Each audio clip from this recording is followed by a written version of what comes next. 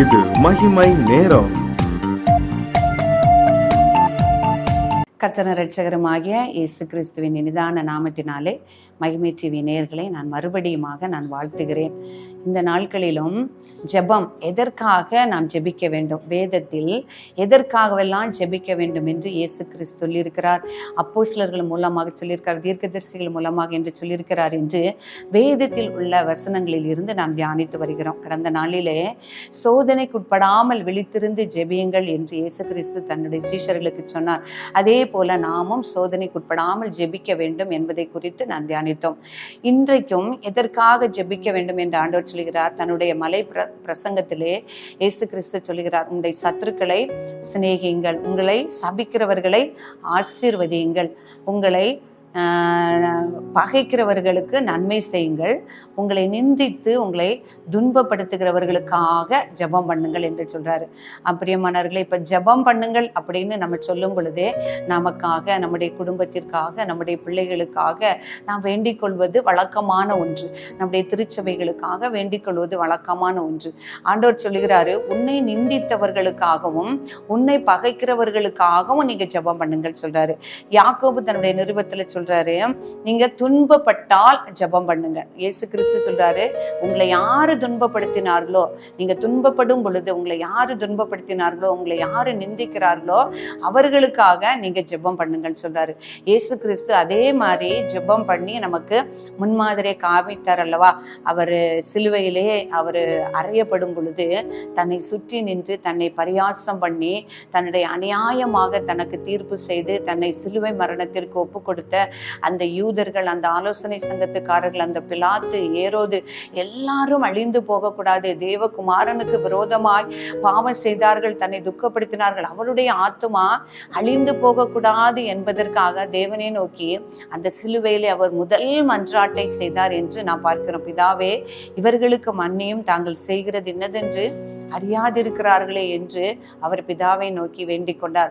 பிரியமானவர்களே, தன்னை துன்பப்படுத்தினவர்களுக்காக, நிந்தித்தவர்களுக்காக நாம் ஜெபம் பண்ணும் பொழுது அவர்களுக்கு விரோதமாக நாம் பதிலுக்கு பதில் செய்யாதபடி மன்னிக்கக்கூடிய சுபாவத்தையே தேவன் நமக்கு தருகிறார்.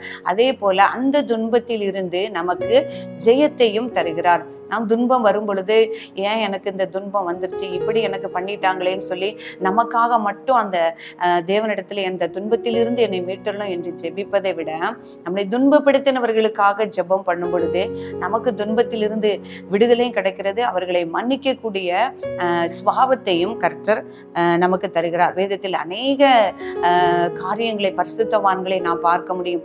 அதாவது இந்த தன்னை நிந்தித்தவர்களுக்காக, துன்பப்படுத்தினவர்களுக்காக கர்த்தர் சொன்ன தன்னுடைய இருதயத்திற்கு ஏற்றவனாக இருந்தான் என்று தாவீதை அவர் சொல்லியிருப்பாரு, சாட்சியா சொல்லியிருப்பாரு.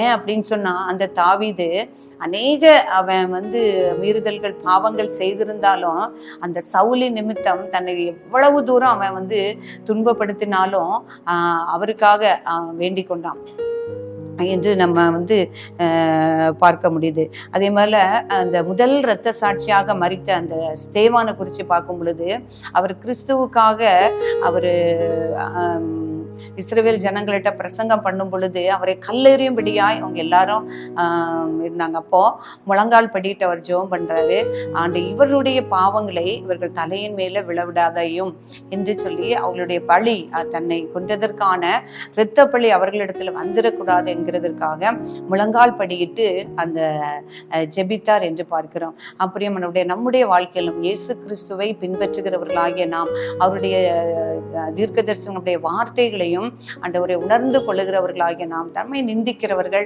நம்மை துன்பப்படுத்தினவர்களுக்காக நாம் ஜெபம் பண்ணோம். அடுத்தது நம்மகிட்ட யாராவது வியாதியா இருந்தா என்ன செய்யணும்? நமக்கு வியாதியோ, நம்மிடத்துல இருந்து யாரா வியாதியப்பட்டா, யாக்கோபு நிருபத்துல சொல்லப்பட்டிருக்கிற போது, உங்களுக்கு ஒருத்த வியாதியா இருந்தால் அவங்க மூப்பர்களை வரவழைப்பானாக, அவங்க சபையின் மூப்பர்கள் இயேசு கிறிஸ்துவின் நாமத்தினாலே எண்ணெய் பூசி ஜெபம் பண்ண கடவர்கள், அப்பொழுது விசுவாசம் உள்ள ஜெபம் பிணியாளிகளை ரட்சிக்கும். அப்படி நீங்க ஜெபிக்கணும் அப்படின்னு சொல்றாரு. வியாதியா இருந்தா நீங்க எண்ணெய் பூசி ஜெபம் பண்ணுங்க, விசுவாசம் உள்ள ஜெபம் பிணியாளிகளை ரட்சிக்கும் என்று சொல்றாரு.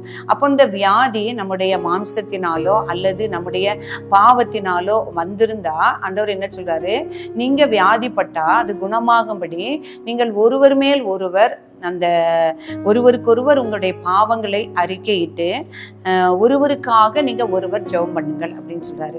ஒரு நல்ல ஒரு வழிகாட்டுதலை ஆண்டவர் நமக்கு கற்றுத்தராரு. நீங்க ஒருவருக்கு ஒருவர் சண்டையிட்டு அல்லது பகைத்து அந்த பகையின் நிமித்தமோ அல்லது அந்த பாவங்களின் நிமித்தமோ உங்களுக்கு ஒரு வியாதி காணப்பட்டா நீங்க என்ன செய்யுங்க, ஒருவருக்காக ஒருவர் பாவத்தை நீங்க அறிக்கையிட்டு ஒருவருக்காக ஒருவர் ஜெபம் பண்ணுங்க, அப்பொழுது உங்களுடைய வியாதி சொஸ்தமாகும் என்று சொல்லுகிறாரு. நமக்கு ஜெபிக்க கற்றுக் கொடுத்தவர். நீங்க துன்பப்படும் பொழுது ஜெபம் பண்ணுங்க. உங்களை நிந்திக்கிறவர்களுக்காக நீங்க ஜெபம் பண்ணும்போது அந்த அவங்களையும் நீங்க மன்னிக்க முடியும். உங்கள் துன்பத்திலிருந்தும் கர்த்தர் உங்களுக்கு விடுதலை கொடுப்பார். அதே மாதிரி நீங்க வியாதியா இருக்கும்போது ஜெபம் பண்ணுங்க.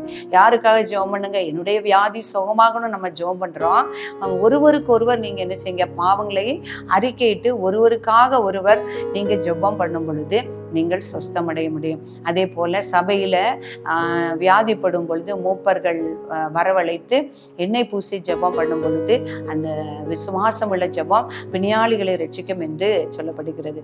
அந்த நம்ம ஒருவருக்காக ஒருவர் பாவங்களை அறிக்கையிட்டு ஒப்புரவாகி ஒருவருக்காக ஒருவர் நம்ம ஜெபம் பண்ணும் பொழுது அந்த நீதிமான்களுடைய ஊக்கமான வேண்டுதல் மிகவும் பலமுள்ளதா இருக்கிறது என்று சொல்லப்பட்டிருக்கிறது.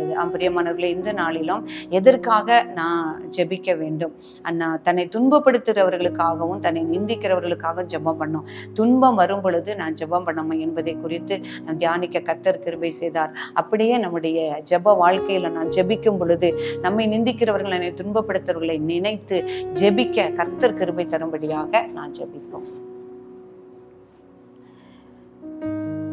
மகிமை மாட்சிமை நிறைந்த எங்கள் அன்புள்ள தகப்பனே, உம்மை துதிக்கிறோம் அப்பா, ஸ்தோத்திரிக்கிறோம். நம்முடைய வேதத்தை தியானிக்க கர்த்தர் எங்களுக்கு கொடுத்த கிருபைகளுக்காக உமக்கு நன்றி ஆண்டவரே. ஸ்தோத்திரம் அப்பா, நன்றி செலுத்துகிறோம் அப்பா. ஜெபிக்க எங்களுக்கு கற்று தந்தீங்கப்பா. எதற்காக ஜெபிக்க வேண்டும் என்பதை ஆண்டவரே உம்முடைய வேதத்திலே உம்முடைய நீர் வாழ்ந்த நாட்களிலே நீர் சொல்லி சென்றீரே, அதற்காக உமக்கு நன்றி செலுத்துகிறோம் ஆண்டவரே. உம்முடைய விலையேறப்பட்ட அன்பினால் எங்களை நிந்திக்கிறவர்களும் துன்பப்படுத்துகிறவர்களுக்காக நாங்கள் ஜெபிக்க வேண்டும் என்று நீங்க சொல்லியிருக்கிறீங்க. அதை நாங்கள் கடைபிடிக்க திட மனதை எங்கள் ஒவ்வொருவருக்கும் தரும்படியாய் நாங்கள் ஜெபிக்கிறேன். எங்கள் துன்பப்படுத்துகிறவர்களுக்காக ஆண்டவரே ஸ்தோத்திரம் அப்பா, பாரத்தோடு நாங்கள் ஜெபிக்கவும் அந்த பழிவாங்கிற எண்ணம் எங்களுக்கு இராதபடி மன்னிக்கவும் கர்த்தர் எங்களுக்கு உதவி செய்யும்படியா ஜெபிக்கிறேன். நாங்கள் வியாதிப்படும் பொழுதும் ஒருவருக்கு ஒருவர் ஆண்டவர் எங்களுடைய பாவங்களை அறிக்கையிட்டு ஒருவருக்காக ஒருவர் நாங்கள் ஜெபித்து சொஸ்தமாக கர்த்தர் எங்களுக்கு கிருபை செய்யும்படியா ஜெபிக்கிறேன். வார்த்தையை கேட்டுக்கொண்டிருக்கிற ஒவ்வொருவருமே நம்முடைய பூரண கிருபை இறங்கும்படியா ஜெபிக்கிறோம். எங்களை தாழ்த்தி அர்ப்பணிக்கிறோம். இயேசு கிறிஸ்துவின் நாமத்தில் ஜெபிக்கிறோம் பிதாவே.